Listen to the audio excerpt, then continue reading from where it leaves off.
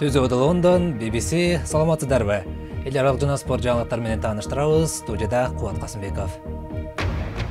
Ирактагы урандыга айланып ээнсиреген шаар. Булуттар уюму бул жана башка жаңжал аймактарынан качкан адамдарды Европага жайгаштыруу боюнча планын алга сүрүп жатат. Экономикалык солгундоонун белгисиби? Кытайда улуттук конгресстин жылдык жыйынынын алдында экономиканын абалы боюнча тынчсыздануу күчөдү. Үндөн тез учкан учактар менен саякатка чыккыңыз келеби? Технология жаңылыктарына клип берүүсүндө токтолобуз. Грекияга аз калганда деңизге чөгүп кеткен сириялык 3 жашар бала Айлан Курдинин жансыз денесин көрсөткөн сүрөттөр бүткүл дүйнөнү шок кылган эле. Анын өлүмү боюнча 2 адам бүгүн Түркияда кеминде 4 жылга абакка кесилди. Ал тапта Европа кеңешинин президенти түрк лидери менен Стамбулда миграция кризиси боюнча сүйлөшүүлөрдү өткөрүүдө. Бириккен Улуттар уюму качкындар Евро биримдиктин ар бир мүчө өлкөсүнө бөлүнүшү керектигин айтканы менен мындай келишимге кол коюла элек. Биз миңдеген тургундары качкынга айланган Рамади шаарынан баяндайбыз. Бул Ирактын эң ири шаарларынын бири болчу. Бирок өздөрүн ислам мамлекети деп атаган топ шаарды басып алгандан кийин бул аймак согуштун символуна айланды. Ирак армиясы шаарды кайтарып алганда жоокерлерди кубанып тосуп алган тургундар жок болгон. Себеби алардын көбү аргасыз жер которгон. BBC Рамади шаарын кайта куруп чыгуу долбоорун көзөмөлдөгөн саясатчы менен жолукту. Ага кандай иш-аракеттер болот деп суроо жолдодук. Учурда өкмөттүн реконструкция иштерине акчасы жок. Бирок биз жергиликтүүлөрдүн жардамы менен шаарды кайта куруп чыгалы деп жатабыз. Анбар провинциясынын эли Рамадини курууга даяр экенин айтышууда, деди Сохиб Ал-Рави. Өткөн жылы экстремисттик топ шаарга чабуул койгондо миңдеген тургундар качып чыккан. Эми алар үй-жай жок калышты. 8 айдан бери Рамадинин тургундары Багдад шаарынын сыртындагы буга окшош лагерлерде жашап келишет. Хаки жана анын үй бүлөсү бул чатырда жашап келгенин айтат. Бизди эмнеге бул чатырларда таштап кетишти? Балдарыбыз ооруп, ар кандай илдеттер жайылып жатат. Тезирээк үйгө кеткибиз келет, деди ал. Ирак армиясы акырындап өздөрүн ислам мамлекети деп атаган топту артка түртүүдө. Бирок чет өлкөдөн жардам келбесе, бул шаарлар урандуу бойдон, ал эми тургундар үй-жайсыз кала бермекчи. Кытайда улуттук конгресстин 10 күнгө созулчу жылдык жыйынына катышуу үчүн ар бир аймактын делегаттары башкала Бейжиңге чогулууда. Бул жыйын өкмөттүн саясатын талкуулайт жана жактырып берет. Кытай экономикасынын абалы бул жолку талкуунун темасына айланчудай. Бул өлкөнүн экономикасы солгундап, жалпы жумушчулардын 15%-дайы кыскартууга кабылууда. Экономика солгундап, бизнестер кыйынчылыктарга туш болууда. Кытайдын экономикасы батыш өлкөлөрүнө салыштырмалуу дали тез өсүп жатканы менен, АКШнын Moody эл аралык рейтинг агенттиги Кытай келечекте да кыйынчылыктарга туш болот деп жоромолдоду. Экономикалык кыйынчылыктар толкундоолорго түрткү болушу мүмкүн. Ал тапта Кытайдын бийлиги ага жол бербеш үчүн атайын чараларды көрүүдө. Мао кыйын учур болуп турганда медиа тармагын дыккат көзөмөлдөш керек деп айткан сөзү бар. Дал ошол кеңеште президент Си Цзиньпин эске алып, мамлекеттик телеканалдарга барып, партиянын саясатын даңазалоого үндөдү. Бул саясат эмитен ишке ашып жаткандай.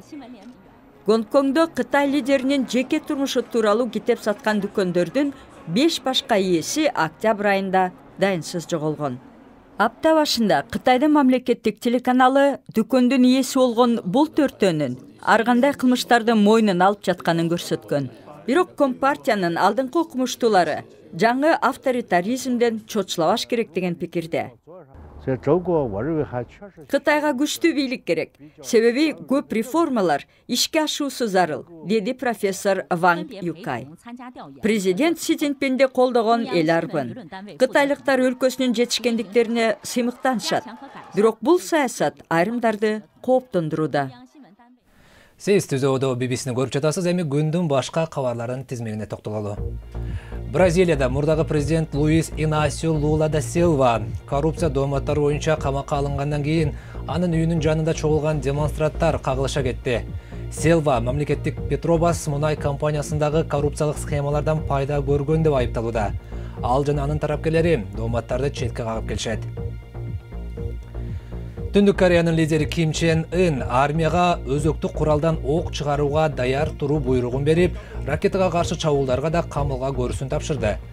Жакында Улуттар уюму Түндүк Кореянын өзөктүк сыноо өткөргөнүнө карата жана ракета учурганын жөө кылып, бул өлкөгө жаңы санкцияларды киргизген эле.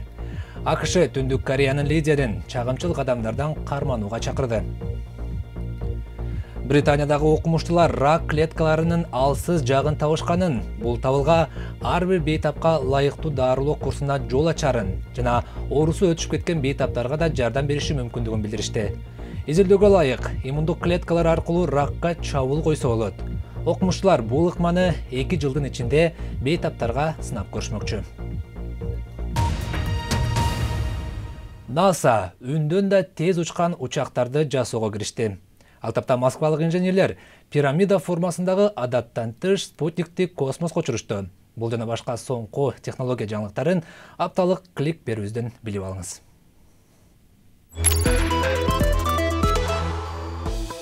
Кадыресе жүргүнчүлөр жакын арада үндүн ылдамдыгынан тез жүргөн учактарга отура алат. НАСА Lockheed Martin компаниясы менен 20 миллион долларлык келишим түзүп, айтылган компания бул учактын дизайнын жарыялады. Үндүн ылдамдыгынан тез жүргөн учак абага көтөрүлүп жатканда өзгөчө акырын чыккан добуш менен учар айтылууда. Сиз жакын курбуңуз менен эс алуу планыңыз тууралуу баарлашып, андан соң уюлдук телефонуңузда дал ошол тууралуу жарнамаларды көрдүңүз беле?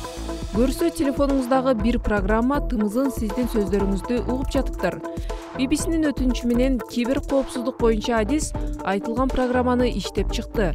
Натыйжада телефондорду тыңшоо оңой экен. Бирок ири технология боюнча компаниялар алардын программалары ага жол бербейт деп билдиришүүдө. Москва университетинин инженерлери космоско уча турган спутник жасап чыгыш үчүн каражат топтоп, пирамида формасындагы 16 чарчы метр болгон спутникти учурушту. Ал күндүн нурун тосуп, жер планетасына жылдызга окшоп жаркырап турат. Бул технологияны кийин өзгөчө кырдаал учурунда колдонсо болот.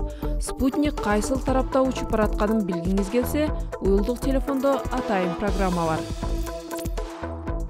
Робот технологиясы өнүккөн сайын алардын келбети окшоштуруп жасалган чыныгы жаныбарларга жакындап калды.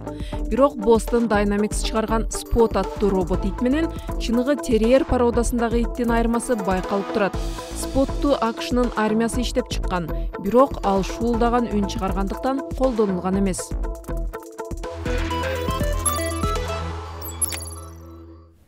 Робот күчүктөн кем калышпачуда экен. Эми спортко келели. Англиянын премьер лигасында 2-нчи саптагы Тоттенхэмди маанилүү оюн күтүп турат.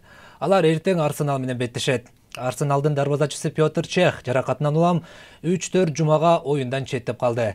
Челси Стоукту кабыл алып, жеңишинин санын көбөйткүсү келип жатат. Манчестер Сити саптын артындагы Астон Вилла менен беттешсе, жекшемби күнү Манчестер Юнайтед Вест Бромдун талаасында ойнойт. Формула 1-дин учурдагы чемпиону Луис Хэмилтон Барселонада сыноодон өткөн Halo аттуу жаңы коопсуздук системасын сынга алды. Ферраринин айдоочусу Кими Райконен өз командасы үчүн бул жабдыкты сынап көрүп, унадан тегерек четти жакшы эле көргөнүн айтты. Бул система кагышуу маалында айдоочуларды коргоого багытталган. Жаңылыктардын соңунда Кытай менен Түштүк Кореянын ортосундагы адаттан тыш дипломатия тууралуу айтып берели. Эки чоң панда Бейжиңден чыккан чартердик учак аркылуу Сеулга алып келинди. Айбао жана Лебао деп аталган эки панда Түштүк Кореянын борборунун чет жакасындагы зоопаркта жашашмакчы. Кытайдын өкмөтү жоголуп бараткан пандаларды белгилүү бир мөөнөткө жакынкы өнөктөштөрүнө жөнөтүп турат.